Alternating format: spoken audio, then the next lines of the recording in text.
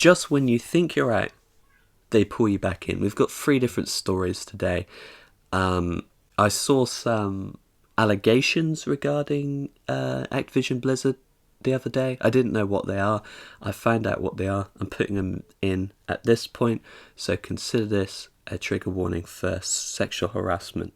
So IGN, among other publications this week, shared some allegations because obviously Activision Blizzard, biggest company in the gaming space in terms of revenue. It can be quite scary coming out and telling your story publicly, especially with how grim the internet can be. You know, there's always people assuming that people are lying in a bid to, you know, continue to play their games without any potential guilt or any thoughts about this situation whatsoever. It always happens, unfortunately. It's always rather pathetic when somebody who's being milked for all possible money that they possibly can goes to bat for the predatory company. If you're one of those people, have a long, hard look at your life, effectively. According to IGN, women avoided drinking events at Blizzard because of their reputation, and circa 2015, women were subjected to inappropriate touching in the chest area and elsewhere in Blizzard's main office. Now, if the women in question didn't go to the events because of their reputation, then they know it was best for business if they didn't go there. So if they knew it was going on, most of the people at Blizzard know it was going on. And because their response was they implemented a 2-drink limit at company events in 2018, which is effectively saying that this is only happening because of the inability for their employees to control themselves while drinking, which surely in most companies would be a company of fireable offence anyway, wouldn't it? It also doesn't really do anything to stop the problem at hand, because I don't believe for one second that every single allegation here happened because somebody at Blizzard was drunk. I still think that there are enough bad apples to happen that I think most of them wouldn't have been, in my opinion. And also with the thing about alcohol is it gives you like that weird sense of confidence sometimes. For some people, I don't get that. I just tend to be like happy drunk. It's weird, you know. I'm like one of the few that does get just be happy drunk. I've been sad drunk like once in my entire life. But either way, that confidence is getting you to act on thoughts that you already have. So you're going to continue to think like that anyway. So all I guess a 2-drink limit is doing, the person's still thinking about doing all those things. They may just not have the confidence to do it, but that doesn't mean they won't do it later down the line. It's weird. Obviously, it doesn't nearly do anything to stop the larger problem at hand. And you have weird perverts working at Activision because of this next story. IGN also reports that at one point, a room at Blizzard designated for breastfeeding didn't have locks, with one source saying men would walk into the breastfeeding room, there was no way to lock the door, they would just stare and I would have to scream at them to leave. IGN said breastfeeding rooms now have locks on the doors. GG, bruh. Do you want a fucking medal? Who was in charge? Who was in charge of making those rooms, right? And approving those plans at the company? Were they the person did this as well? Because, I don't know, the lack of privacy is astonishing. I'd like to think, like, why would they treat a breastfeeding room different to a toilet, you know, with that privacy? You know what would happen if toilets started having no locks on them. This exact same thing. Because there's a fetish for everything out there. And that's the problem. Like, I'm not about to kink shame with anyone, but fetish and kinks are slightly different, according to science. That science doesn't actually know what causes fetishes, really. It's a weird thing, but I think fetishes are probably stronger than kinks, because a lot of people on the internet, for example, put like foot fetish or something, it almost controls their way of being in a way, because they'll go around into other internet spaces and effectively ruin people's day by just asking for feet pics immediately. It's a bizarre behaviour. I've just seen it everywhere on Twitch at some point, Twitter, whatever. There's always a demand for it, innit?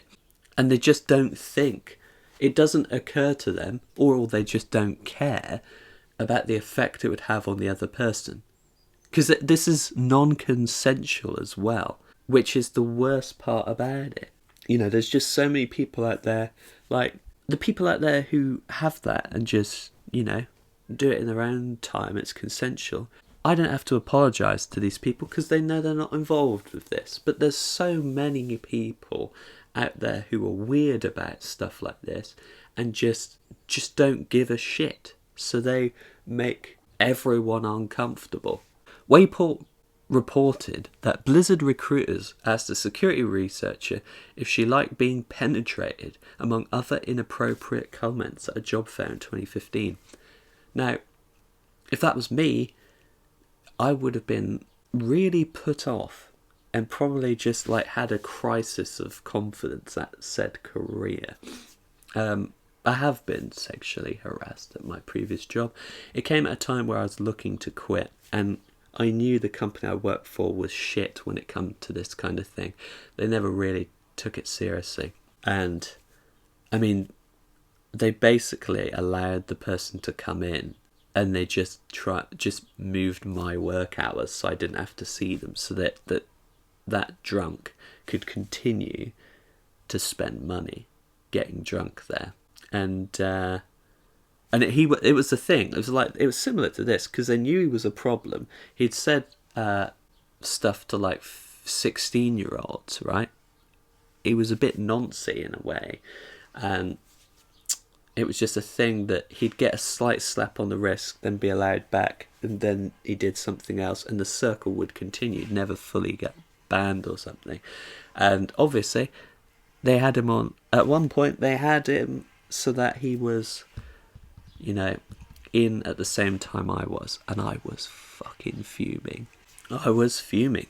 But that's all you are to a company. You're not a human being that feels anything. You are just a resource. Why do you think HR is called human resources? But fair play to her. This is based. 2 years later, Blizzard contacted a security company at which the researcher in question was chief operating officer. You know, fair play to it.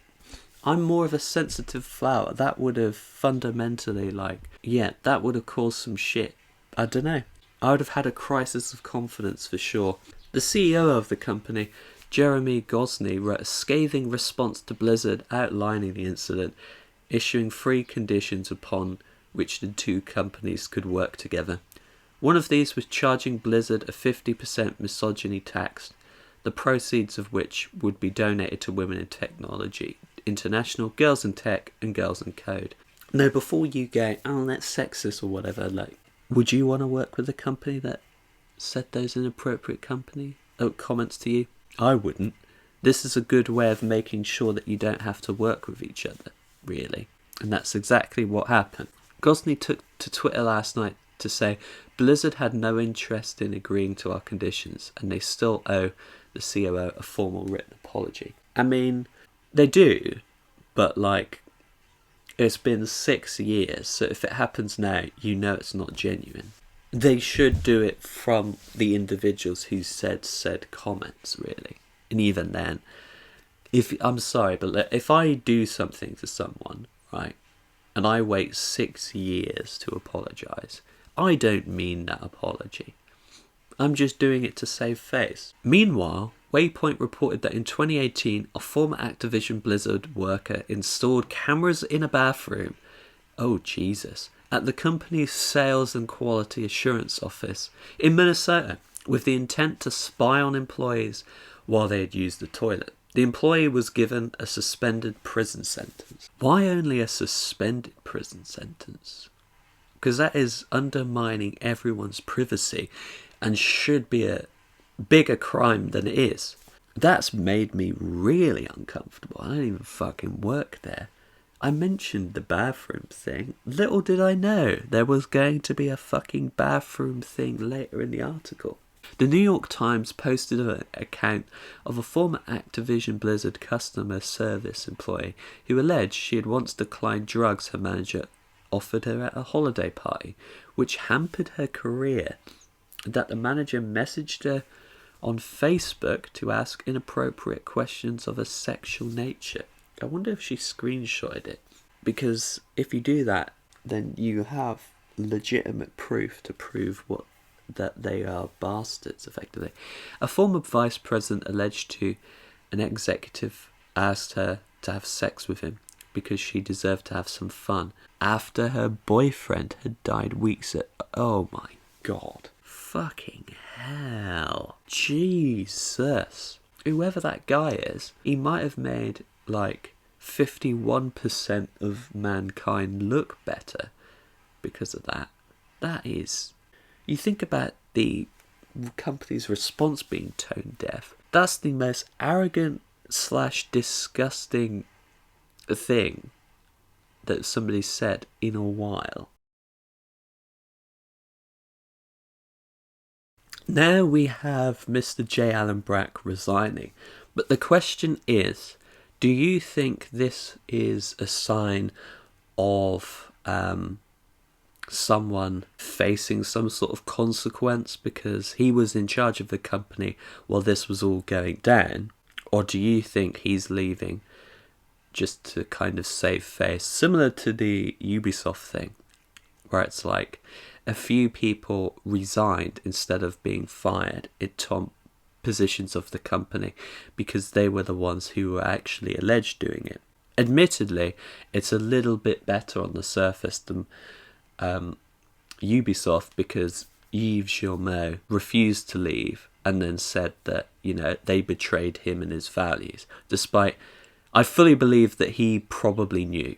And the same with J. Allen Brack. I think that perhaps when we went hard in on the performative feminism in his statement, perhaps it wasn't so performative because he's realised he's part of the problem and he's gone.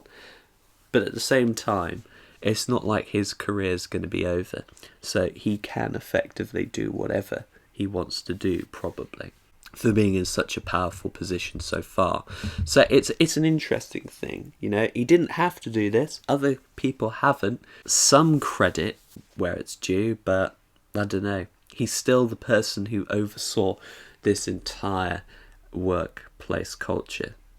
So he'll get like 1% of credit, really. He's doing the right thing, effectively. But that doesn't absolve what happened, effectively. Though that's my position, anyway.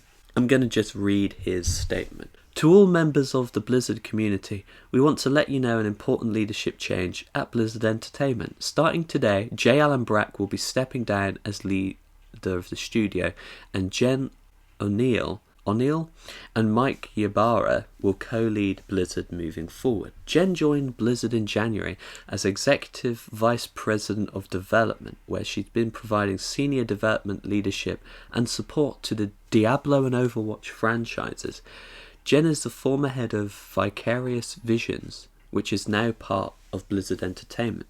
After many years at Xbox, Mike joined the company in 2019 as the Executive Vice President and General Manager of Platform and Technology, where he's been overseeing the evolution of Battle.net and our development services organisation.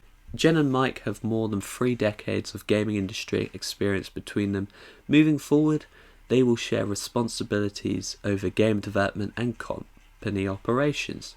Both leaders are deeply committed to all of our employees to work ahead to ensure Blizzard is the safest, most welcoming workplace possible for women and people of any gender, ethnicity, sexual orientation or background, to upholding and reinforcing our values. What are their values? We won't know.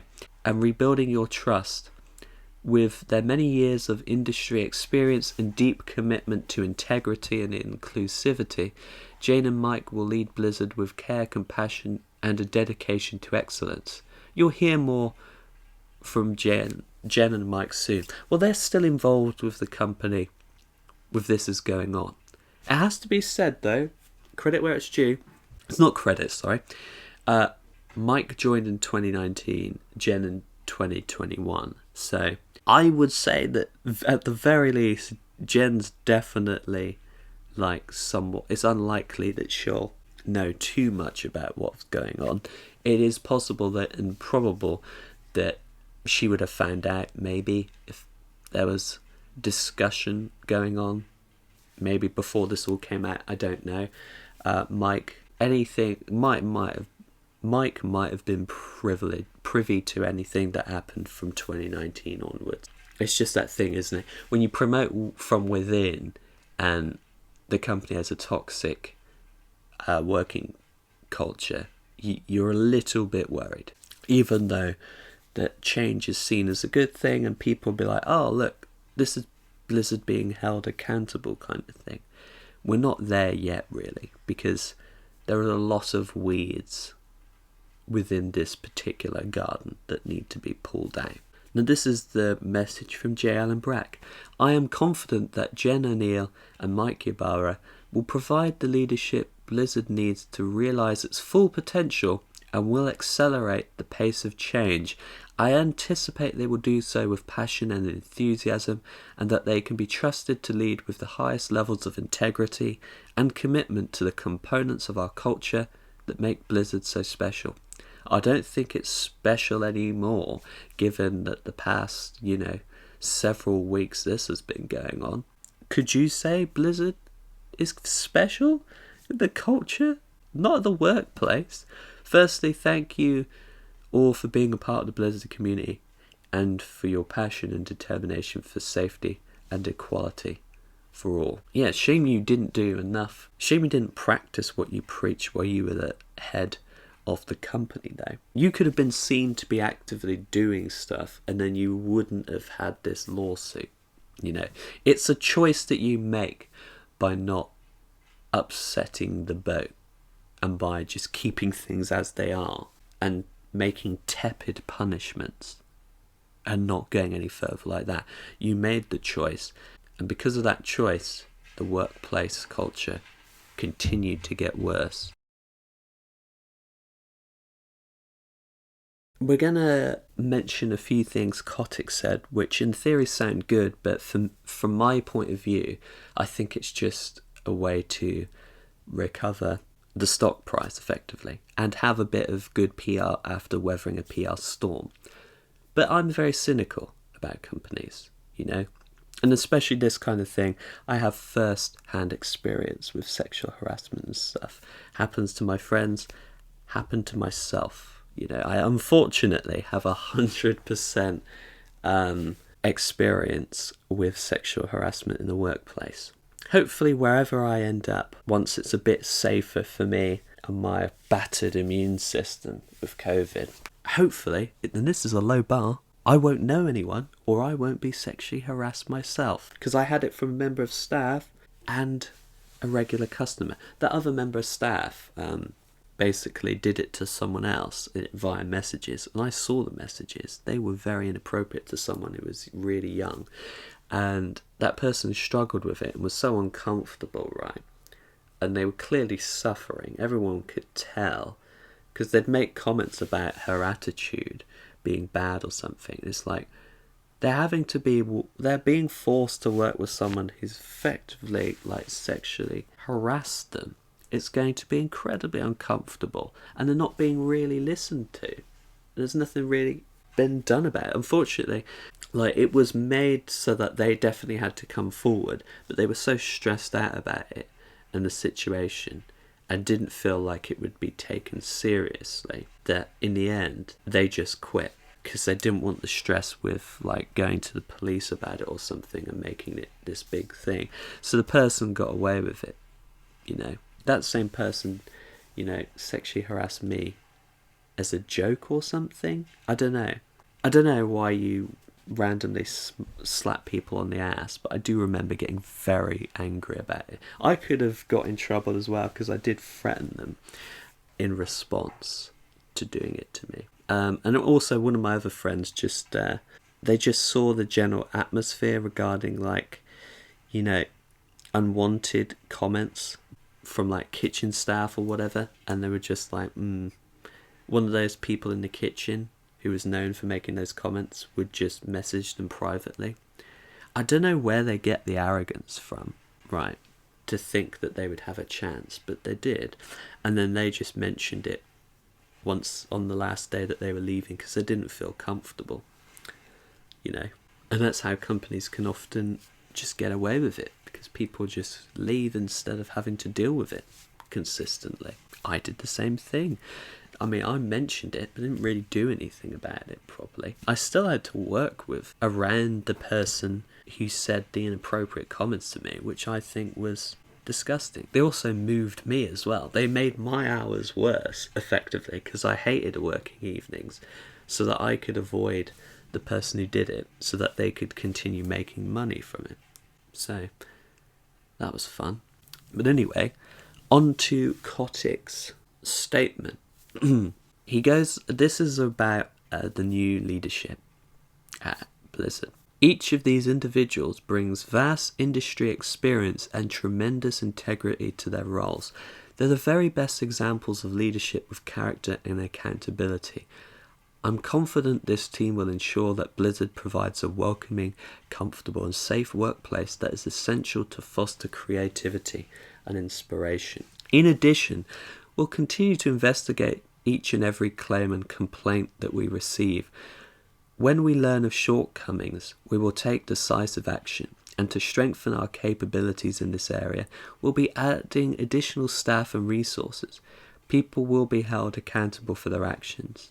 That commitment means that we will not just terminate employees where appropriate, but will also terminate any manager or leader found to have been impeding the integrity of our processes for evaluating claims and imposing appropriate consequences. Because our work cannot be successful without diverse voices, views and talents, we made a commitment to consider diverse slates of candidates for all open positions and will continue to add resources to ensure this occurs throughout the company. Now, this will be celebrated as a positive move because I think they're trying the whole "we're not like other companies" shtick, because Ubisoft didn't even really bother and mention stuff. They didn't even mention anything about, like, we'll do firings and so on, and we'll investigate every claim. I don't think they ever have committed to that publicly. Now the question is, who's going to keep the pressure up? Somebody's going to have to keep the pressure up within the company, because you can't rely on the general public to, unfortunately, because every story has its own shelf life, and once that shelf life has kind of fizzled out, the companies can go back to whatever they were doing and carry on in that regard. You have to have, like, blind faith that Bobby Kotick has grown a conscience and will do stuff for the betterment of his workers.